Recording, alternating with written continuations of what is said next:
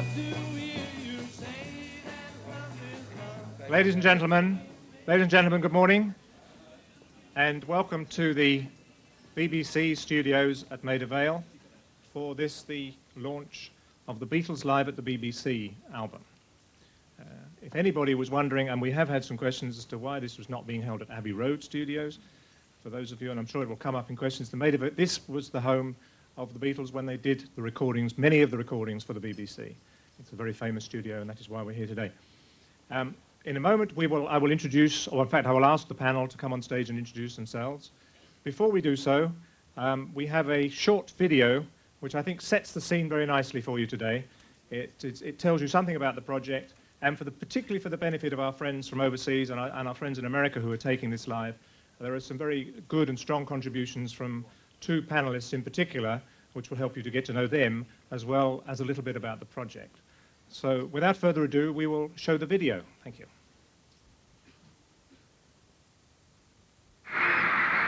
I'm Ringo and I play the drums. Well, I'm Paul and I play the bass. I'm George and I play our guitar. Noise was phenomenal. I can scarcely recall ever hearing anything like that in a BBC studio, where I was to hear it many more times later on with the Beatles, particularly in America and at Shea Stadium par excellence, where whatever they did on stage was drowned by the... Good. Well, I hope that has whetted your appetite for questions rather than made you scrub out some of the ones you were thinking of asking. And I think now if I could invite our panel to not join me, but join themselves on stage, and if possible, sit behind your own name. That would be helpful, I think. And we will commence our question and answer session.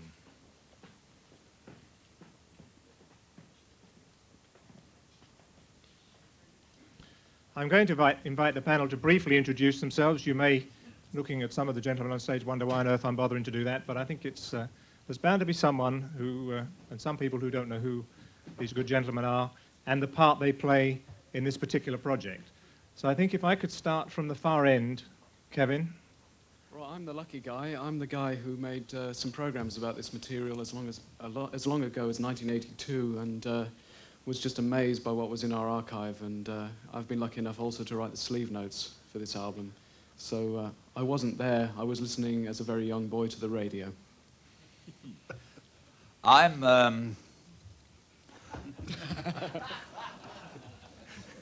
now watch you.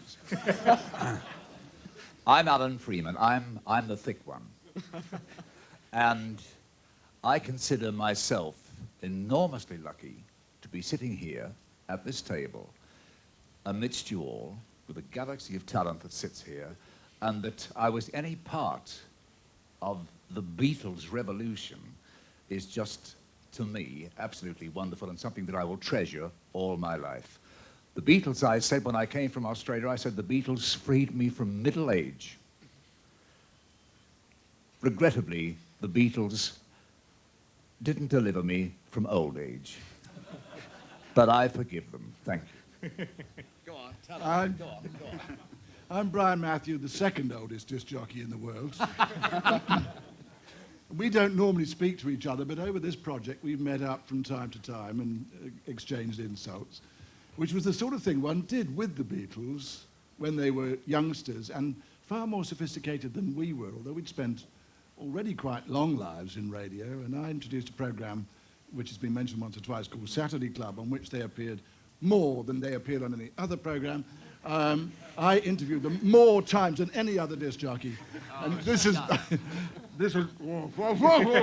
George Martin.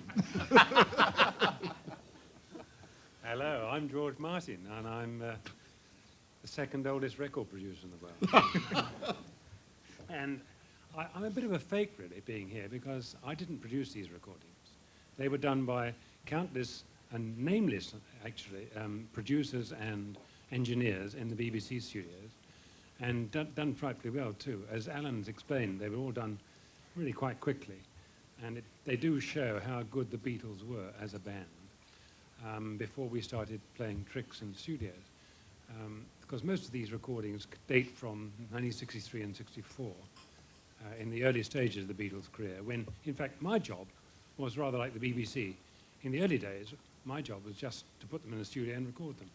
And my only contributions were perhaps arranging little bits and pieces of introductions and solos and endings and that kind of thing, tidying them up, so to speak.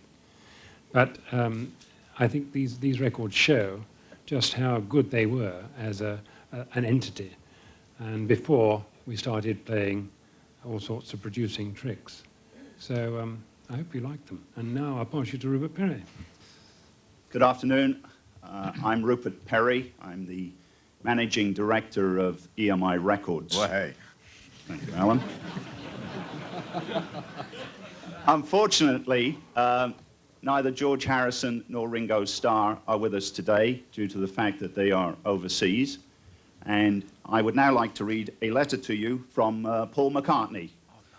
Dear assembled company, I hope you have a very enjoyable gathering to mark the release of the Beatles live at the BBC. Even though it was a long time ago, I still have very pleasant memories of the sessions. Have a wonderful launch. God bless all who sail in her. All the best, Paul McCartney. Lovely. Right, gentlemen, thank you. I thought I was going to have trouble controlling the audience. I think it's the panel we're going to have trouble with. Just a couple of things, please, before we start. It's quite obvious from the members of the panel that the questions we're taking are only on this project. So if you had any burning questions on any other related topic, I would suggest you keep them for another occasion, please. Could you please use the microphones that my good friend here in the white shirt will be running around and passing to you. And one last, please, formality, again, for the benefit of everybody here and everybody in America, if you could please preface your question with whom you are, whom you represent, and if it is directed to a specific member of our panel, perhaps you could capture their attention before you ask the question by saying who it's to. So can we have some initial volunteers? Gentleman there, please, and gentleman there.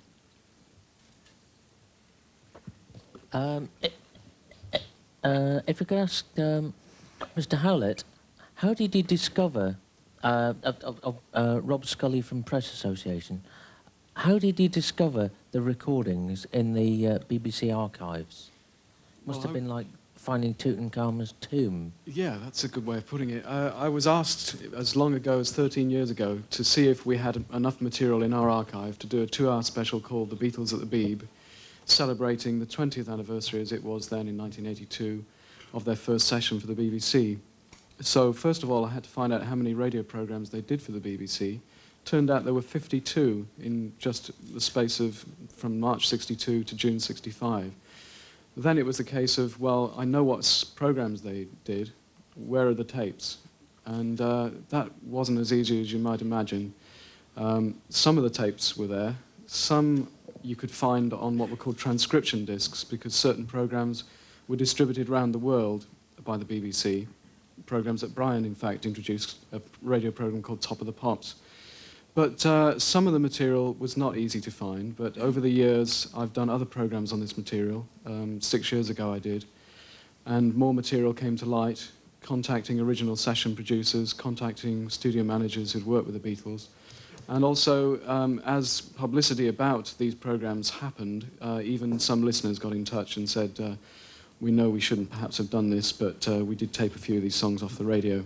And we got back into the archive a few songs that way, just a handful.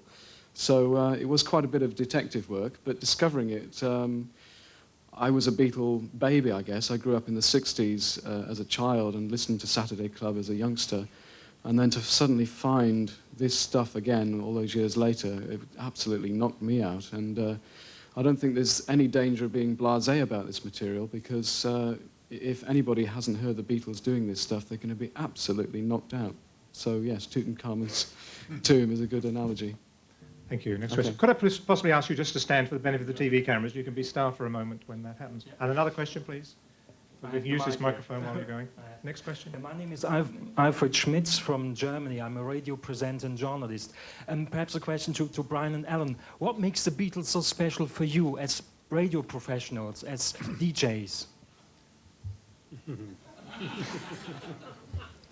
Well, the Beatles are very special for me because when they arrived on the scene, they were such unpretentious gentlemen anyway.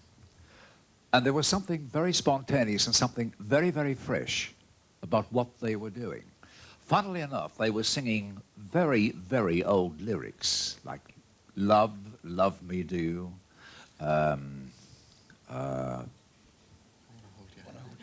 No, actually, I don't want to hold your hand, Brian, so just shut up and mind your own business. Love, Love Me Do, etc. But those early singles that were put out were really very, very ordinary, terribly ordinary.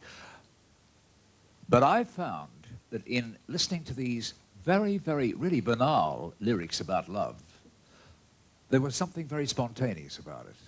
And there was something that set you alight. Now, funnily enough, 30 years on, we find that the generation that has just really gone have been very investigative of the Beatles' music. And I proffer to say that in 10, 20 years' time, succeeding generations will listen to the Beatles records and they will enjoy them as much as we did originally and as much as the generations did that have come along since. But for me, they were very special because they were very spontaneous. It was terribly fresh, very fresh, and it remained fresh. And I think that when you hear it today, it sounds just as fresh, and I am never tired of hearing Beatles records. But then I'm funny that way, you see. I must say I totally agree with that and endorse it. I can't constructively add anything to what Alan said on that particular point. I mean, I think that does sum it up entirely. But what makes them so special in your shows, in your radio shows, as guests? Well, I don't quite I don't quite understand what's the no question. different from what you've already had explained. I think the participation in your radio shows was also something very special. You had to manage this Beatlemania thing. How did you manage Well, this? we certainly didn't have to manage Beatlemania particularly because we weren't introducing, by and large, audience shows.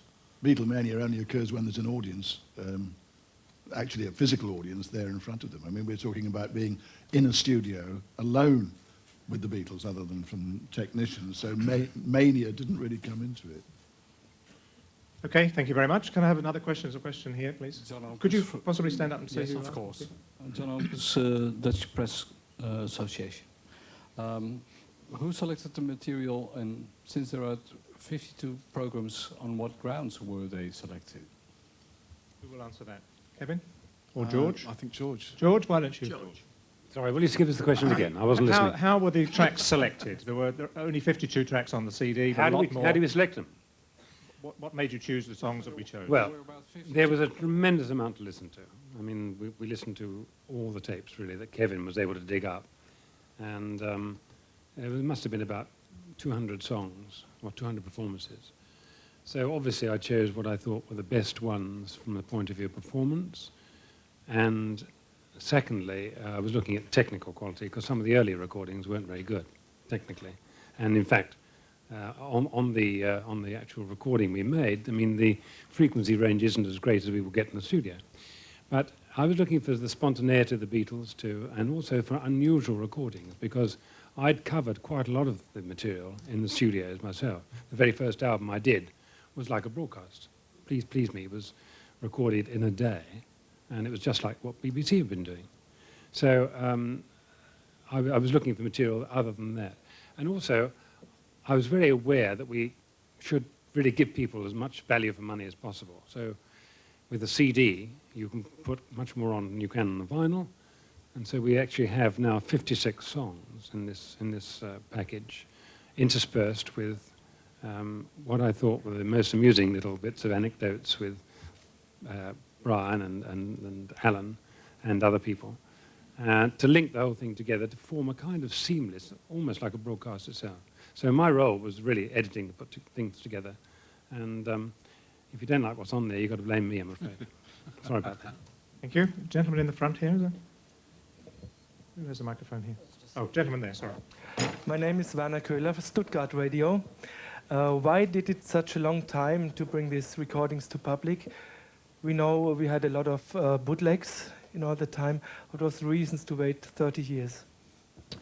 Oh, gosh, I don't know whether Rupert should handle this one or should I? I think one for you, probably, Rupert.